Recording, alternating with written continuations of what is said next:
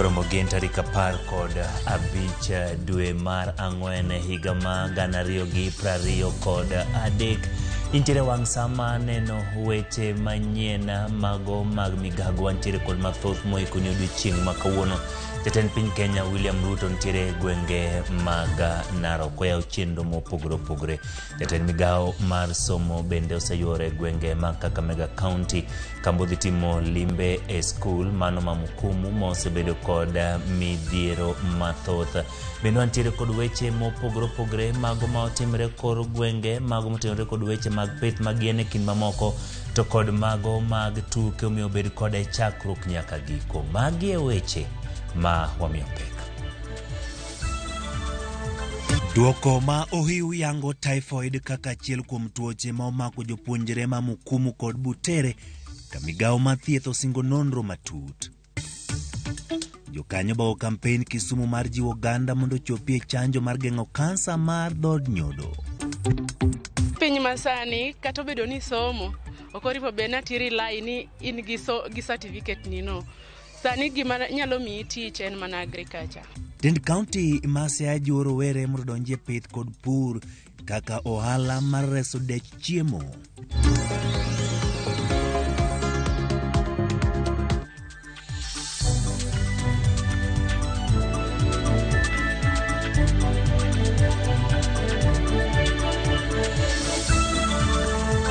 Ramogi kamano kuom bedo kod aparo ni kaka pile namba ma tudruok en 23600. Yud achiel kachiel e Facebook page mar Ramogi TV, Facebook page mar Wuono Chieng' Emmanuel, bende boyudo achiel kachiel e Facebook page ka achiel kod YouTube gi Twitter ka itwa kodwa kendo miwa pache weche mopogore opogore ma wabro bedo ka wakelo ni odiochieng' ma kawuono. Wabro chao gi mago matimre kaunti ma Kisumu, jokanyo mag thieth kod jokedo ne ngima mar oganda oriwore kampen mar jiwo ji mondo chopie piem mar geng'o kansa mar dhod nyodo. Rawera manyako ma jahigni 15 mong'ere kaka Stacy Blessing en achiel kuom joma ne otelo e kampen ma Kisumu. Mano e kaka ne chale kinde mane gichako kampen machal kamano. Wabro tudre mbele kanyo kod reporter marwa Millicent Adhiambo ma bro miwa ler achiel ka achiel kaka chenro dhi Kisumu. Kata kamano wabro neno kaka chenro makamano dhi nyime.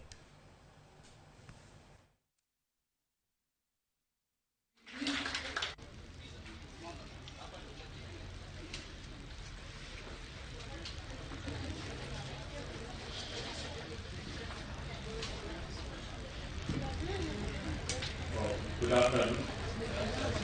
Yes, my friends. My question is the state university to also present one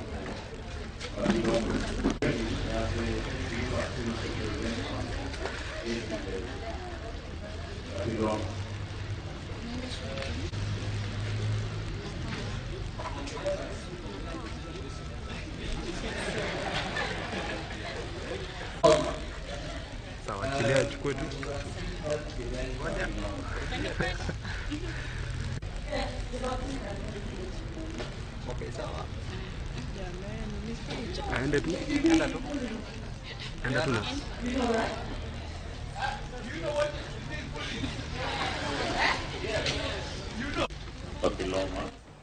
Ramogi kotenore kod mano koro achiel kachiel watudre kanyo kod reporter maro e kaunti ma Kisumu Millicent Adhiambo mondo miwa ler ni to chenro makama ma iketo e chanjo mar dhod nyodo en mageto kweth machal nadi, to ang'o ma jogo mantiere chenro makama wacho kotenore kod mano. Millicent, nyiswa ler ma chal kama e gwenge ma Kisumu.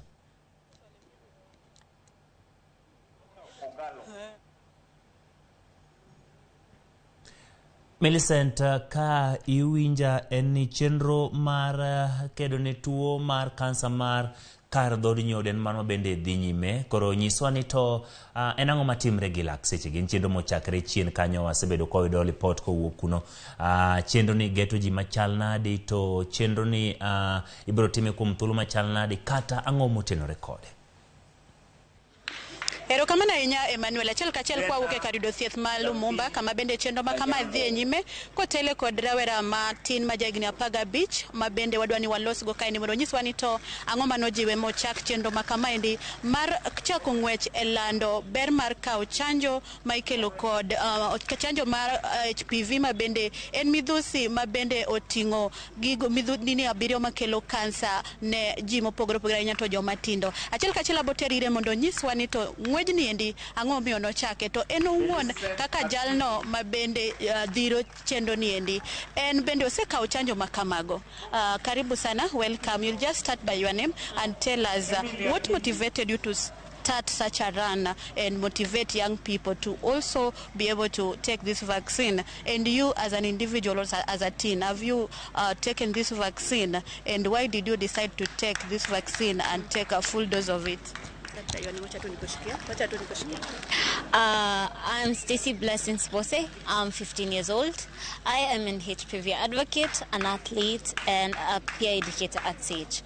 What motivated me to start the run was I actually wanted to take my HPV vaccine. I was told to go do my research on it. And after I did my research, I was quite shocked by the number of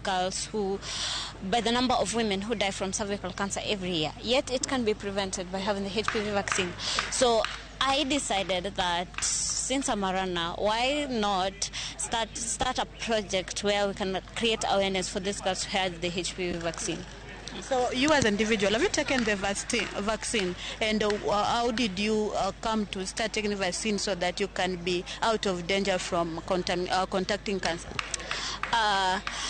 As an individual, I'd say that I've already taken my vaccine, both the doses, and I found it important because for you to tell people to take the vaccine, you also have to take it.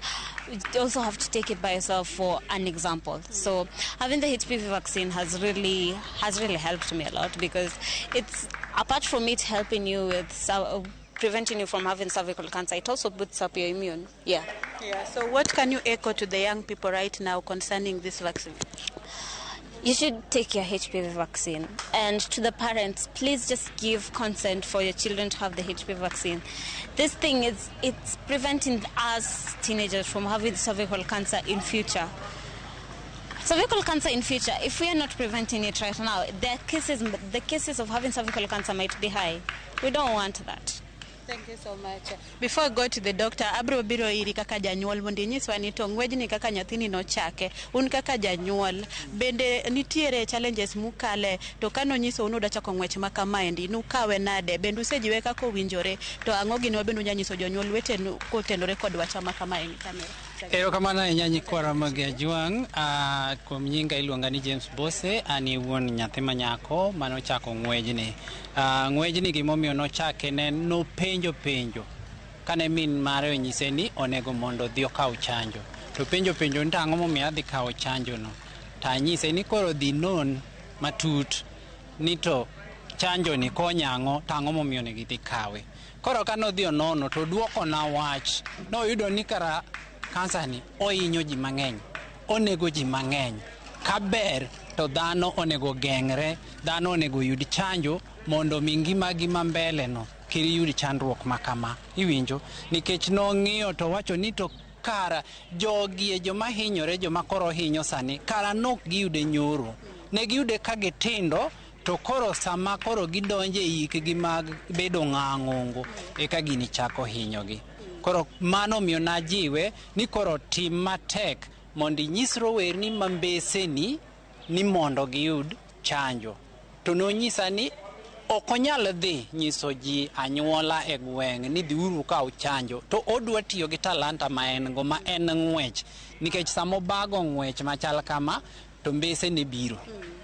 Ji biro neno, ji biro winjo, ji biro pake.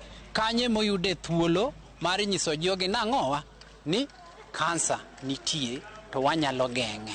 Koro ne jonyuol ma bende pok ong'eyo matut kotenore kod midhusi mar HPV, nyalo nyisogi ang'o to sama nyathi nigi lek moro owinjo gijiw nyathi e yo machalo nade, nikech jonyuol moko ma kowinjo gik machalo kamago to gimiga nyithindo thuolo mar bedo ong'ala manyime mar puonjo jowetegi.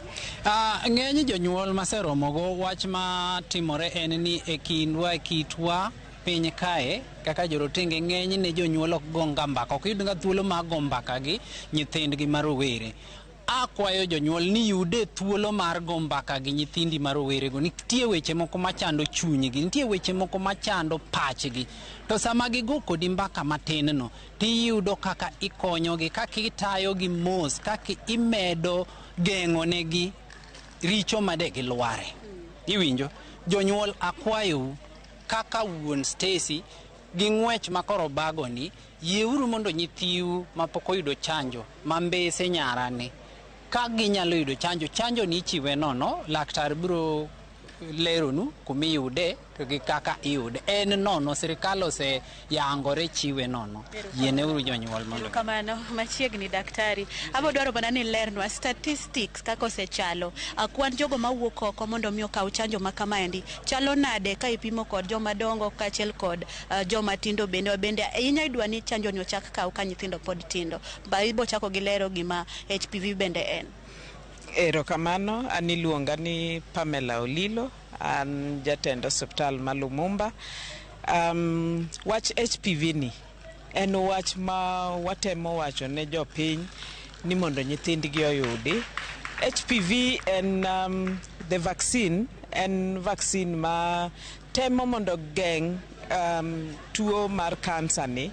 Koro onego bed ni ichiwe chon, to wachiwe chon nikech wadwa ni wami nyithindo mapok ochako bedo chako bedo achiel gi ng'ama dichuo. Koro wakwayo mondo jopiny ong'e ni HPV vaccine ni en vaccine maber, ma nikech sani endi king'iyo maber to tuo mar kansa or mar nyodo mar kar nyuol cervical en tuo makoro medre ahinya. To wafwenyo ni vaccine ni komi to igeng'o mondo nyathi kik yud HPV ma virusi yenyewe makoro onego bed ni komi the vaccine to koro kinyal yudo the HPV infection wuon. Koro mano nyiso ni mondo yud kansa mar cervix koro tek. Koro nyaka sani Kenya nochako timo wachni endi 2019 kendo nochake gi county mama Kweni amano time kuom igni ariyo. Atamalo mag ji kata percentage mag ji mosewuok oko mondo kaw chanjo ni endi inyalo ngekonwa ni chalo nade koponi ing'eyo kwan makama.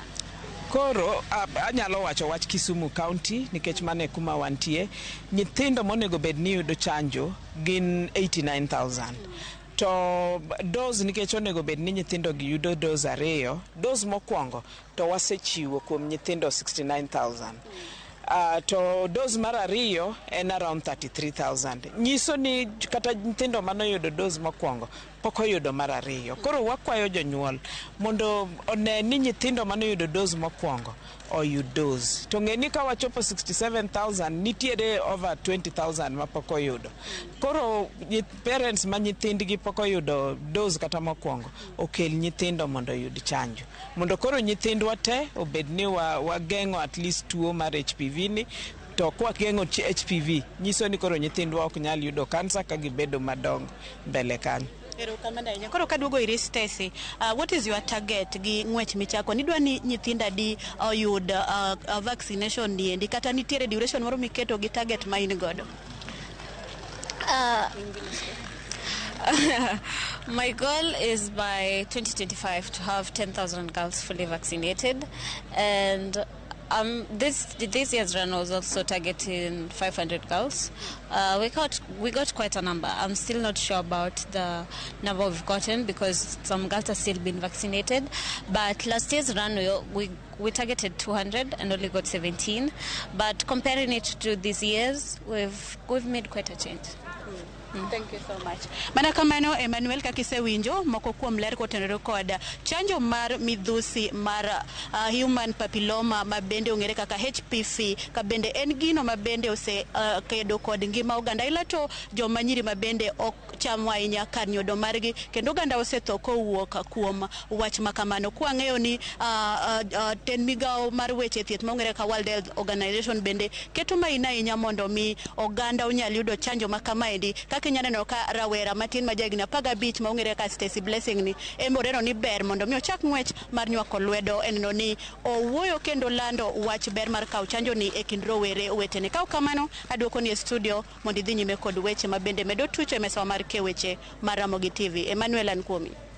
Erokamano Millicent kuom miyowa lipot machal kamano. En kwayo migol ne jonyuol mondo mi oyie oter nyithindgi oyud chanjo ma bro gayogi e gamo tuono mar kansa mar kadho nyodo. Lipot motenore kod mano ibro yudo e wechewa manyien ma bro biro e kinde mag odhiambo. Ka wadhi nyime, jatend migawo mar somo Ezekiel Machogu timo limbe skund sekondar ma Mukumu kaluwore kod muoch mar tuo ma osekawo ngima e skundno. Machogu ochopo Mukumu e kinde ma bende oyangore ni jopuonjre 627 osegamo tuo ma nigi ranyisi mar ich kach, ng'ok kod ambululu. Tuo ma bende osenego jopuonjre 3 ma Mukumu Girls kod jatij skulno 1.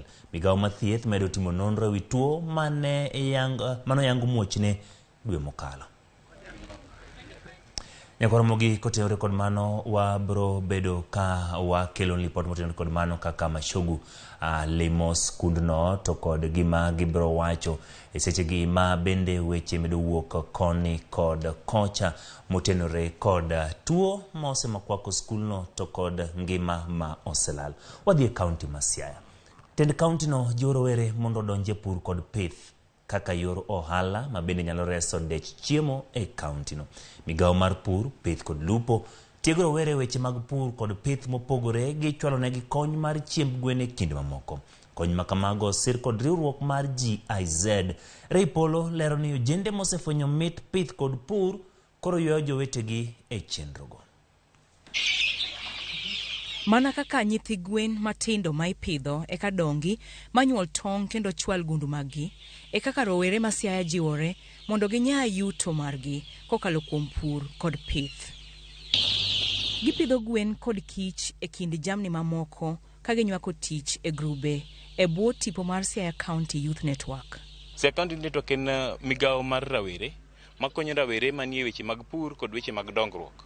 Wadwaro ni wagol youth e street from bedo joma goyo nyawawa ni jo siasa mondo bed joma tiyo tijegi e puothe makelo chiemo piny. Nengo mar chiemb gwen osebedo ka idho, omiyo rowerego ipuonjo e yore mag loso chiemb gwen giwegi. Ojende bende orwako tiegruok kod sir mag gige pith gwen kod kich mane ochiw kod riwruok mar GIZ mar piny Jerman. Odiochieng' makawuono ni awamiyo rawere gik pur, chiemo mar gwen kod sanduku mar pidho kich. Nikech wageno kendo wang'eyo ni rawera ma Siaya ka en rawera matiyo matek, ma kojiwe matin to nyalo timo gima ber kabisa. Michgo oriwo dag kich maromo 136 kod gunde 290 mag kilo 50 mag chiemb gwen. Siro ojende e chenro mag pur kod pith en achiel kuom yore mag bugo dech chiemo e kaunti ma Siaya kendo yaro thuolo mag tich ne rowere. Apidho gwen, tapidho nyaka kich. Rowere mamoko nyanyiso gi niya ni piny masani kata obedo ni somo okoripo be na tiri lai ni in gi certificate ni no. Sani gima nyalo miyi tich en mana agriculture. To wadwaro joma neno gi woko kanyo osiemgi ka gin e ndara ni nyako ma wang'e lerno en japur. Ok wang'e lerno timo tich moro nono mandhago. Rowerego geno ni tudruok e kindgi kod tend kaunti ma Siaya biro bero ohala motenore kod pur kod pith kaka loso mor kich kod yudo chiro ne gwen magipidho e kind chenro gi mamoko. Reipolo, Ramogi TV. Erokamano Reipolo kuom lipolno. An gigeno ni rowere bro winjo puonj machal gi mano mowuok Siaya mondo bende gidonje weche mag puth to kod pur kod pith ma bro kelonegi ohala mana kaka inyisowa e lipodno. Kodhi nyime jagoro mar riwruok jopuonj mar Kupeta kelo Misori jo siasa mondo chiw thuolo ne twak mar reso piny Kenya. Misori wacho ni kata gin giwegi kaka jotend riwruok ma jopuonj gisebedo kod ng'ur mathoth e wi lwasi mar tich ka achiel kod chudo mar jopuonj ma ok gikawo yor ng'anyo. Ojiwo ni josiasa mondo ketenge dwachgi giwegi mar miyo twak ting' mayot. Kweth ma Kenya Kwanza kod mano mar Azimio osebedo ka yware weche mag miyo pek motelo ne twak e kindgi. E kindeno Azimio to nano gibiro dhi nyime kod ng'anyo kata ka twak timore. Misori no lose kinde mano yango chenro mar gero apisi ma Kupet boma ma Homa Bay. But because differences are endemic of every human society, we are also aware that conflicts are bound to be there when there are issues like elections. But we must develop the capacity to resolve the conflicts ourselves. We cannot import people to impose their values of how they resolve their conflicts. As Kenyans, that is the way to go. Because we do it in the union, we also expect the political class to do it. Otherwise, we would be now on the streets because we are suffering because of the hardships of the economic circumstances. Ramogi kamano kuom medo kete Ramogi TV. Ntiere jogo maloso koda mano jelo choko Jaimbo Nyamonye. Iwacho ni en odiochieng' maber kata koyo ng'ich kamano pi muro to ji luokre. Kamano jelo choko intie migoni Ramogi maler. Chanjo ni landeuru, ji mang'eny oluoro chanjo kata kamano en mano manyalo kelo kony. Erokamano John Odhiambo Hawa ka intiere gwenge mag Migori. Austin Marau Marangala Sango, erokamano kuom kete Ramogi TV. Mano Eugene kiwuok St. Gabriel, erokamano Kelvin gi Cheryl gi Velma wachna mosu kanyo kwaro mga jwang kikidhi mabor. Pod antiere kod mathoth moikoni chenro mar Migago.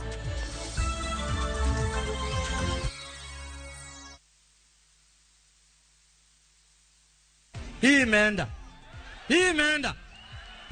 kabisa. Kila wiki lazima kuwe na mshindi, sio lazima ijae 13. Shabiki nilianza kitambo, nilikuwa nacheza hii mipira ingine, lakini wakati nilijua Kaende nilijaribu Kaende, na sababu sasa nimekuwa mshindi wa Kaende. Sabiki ni rafiki wangu na ninaichezaga. Shiriki kwa kutumia 50 bob pekee na ujipe nafasi ya kushinda 500k kwa kupredict 13 games on shabiki.com. Cheza na Autopic kwa kutuma neno KJP kwa 29063. Hata kusipokuwa na mshindi wa all the 13 games, yule atakayepata wa juu zaidi anapewa the 500k kila wiki. Guaranteed. Cheza sasa. Not for persons under the age of 18. BCLB number 416.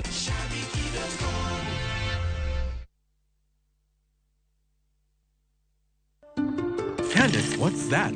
I brought you a small bonus. Bonus for what? You got us 299 family dinners, 64 kisses on the cheek, 12 road trips to see grandma, 42 jokes from daddy, 49 laughs from mommy. In over 60 years of dealing with numbers, we've learned that the numbers that matter the most to you are the ones that matter the most to us. NCBA Bank. Go for it.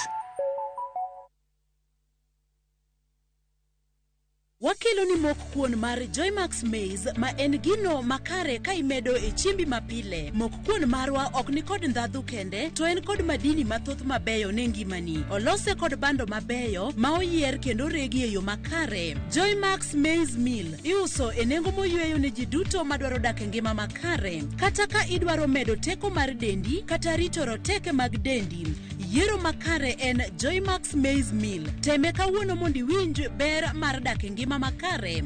Oyudore pacho kai mangima e duka kata supermarket mantie machiegni kodi.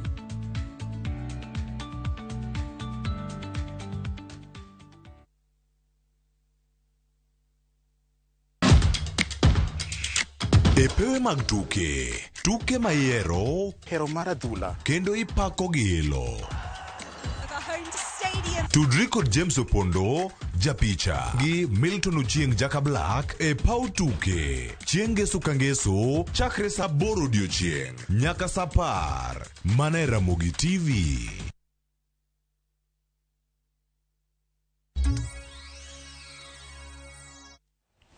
Erokamano kuom medo kete Ramogi TV. Jopur niang' mawuok alwora marimbo mar Kenya kod Nyanza orwako duoko mar bol matayo weche rego sukari Kenya Sugar Board machiegni kod kaka yorno makende mabiro bero weche pur kod rego sukari alworano ka bende gikwedo uso mar kembe rego sukari e pacho ka. Millicent Adhiambo nigi ler mathoth.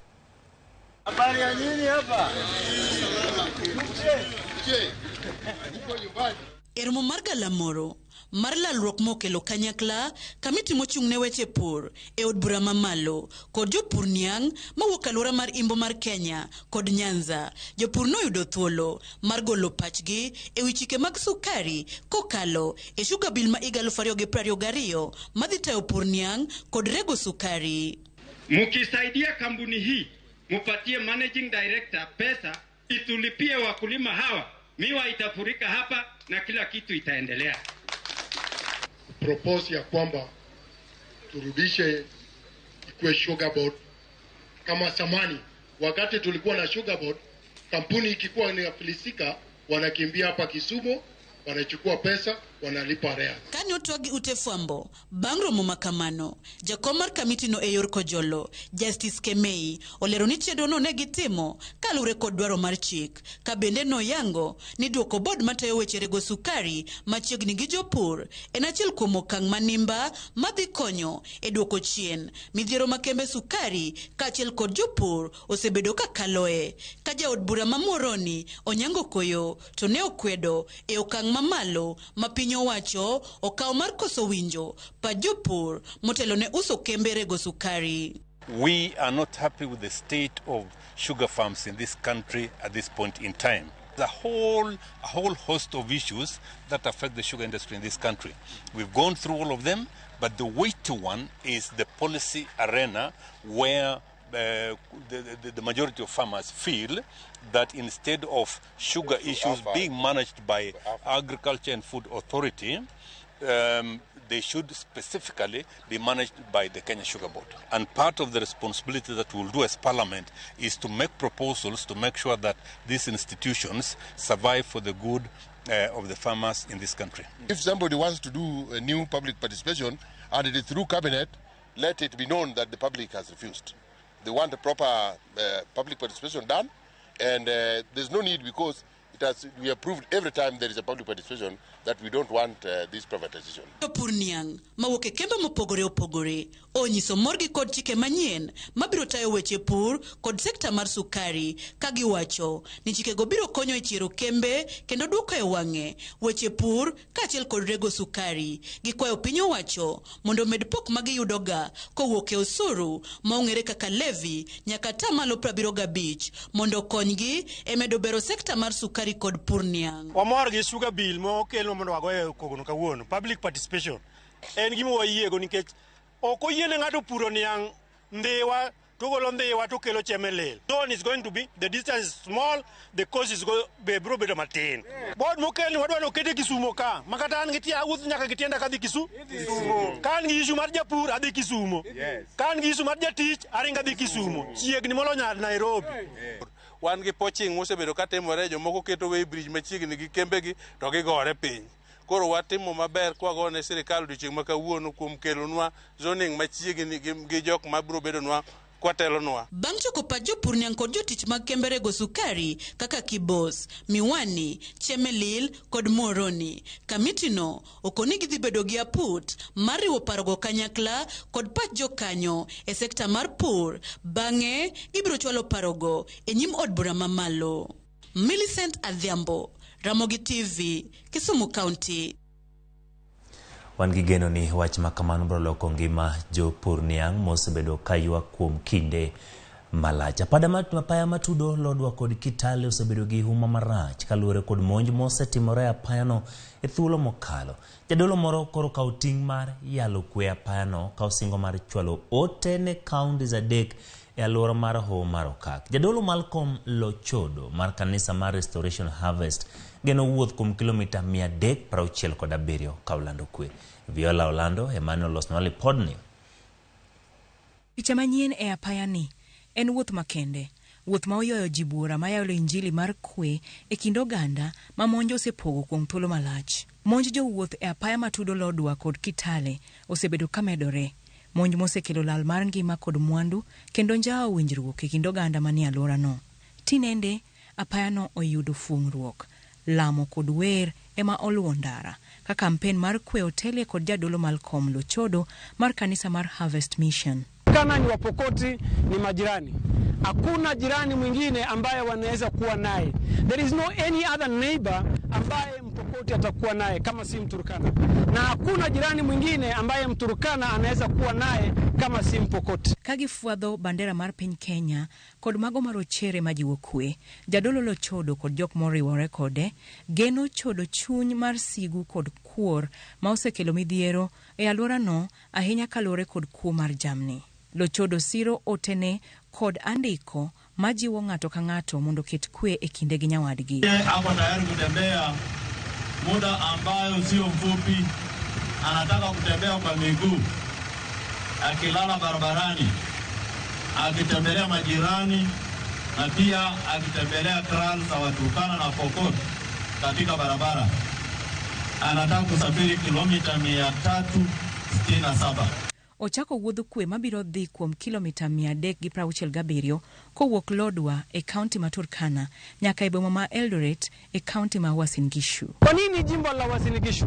Ni kwa sababu kule kuna amani.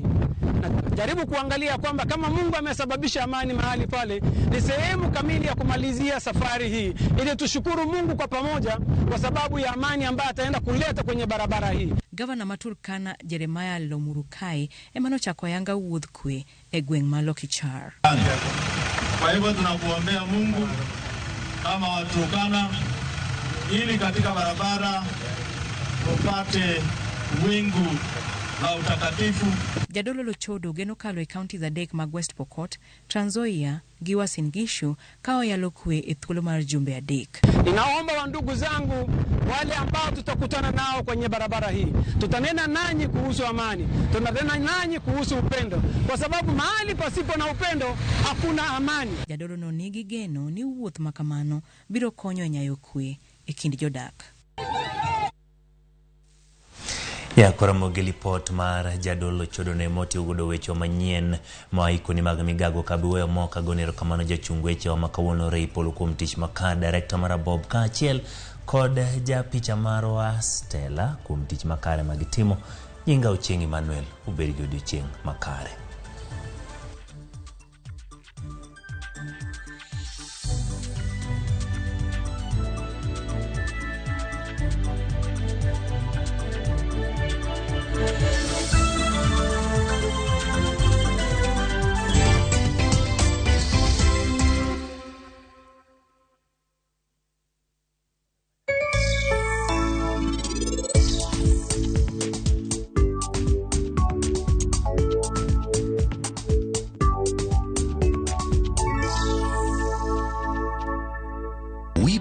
With communities across all 47 counties, we partner with people through the values we share, the people who inspire us, and the lives we continue to touch. Because when we unite, there's nothing we can't do.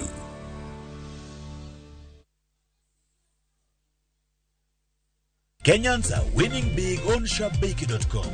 Bet on these games now and enjoy highly boosted odds. Not for persons under the age of 18. Play responsibly. ShopBakey.com is authorized and regulated by the BCLB. License number 416. ShopBakey.com.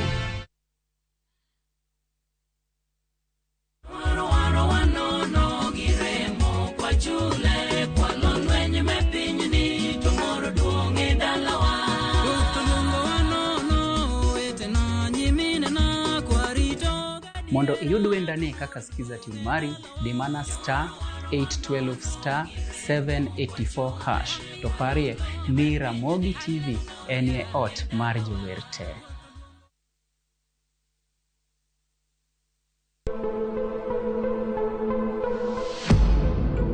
Chandruoge mag ngima joot. Ang'o mapokaneno? Kamoro cha oran kocha moro machielo ne bende kong'o rundo koni. Ang'o minyisa mapokaneno e pinyni? Ywaruok kod weche mag tuoche mag paro. Apio ok jane. In e janeko moingo kata pe. To gi hera kod kony kuom joma olu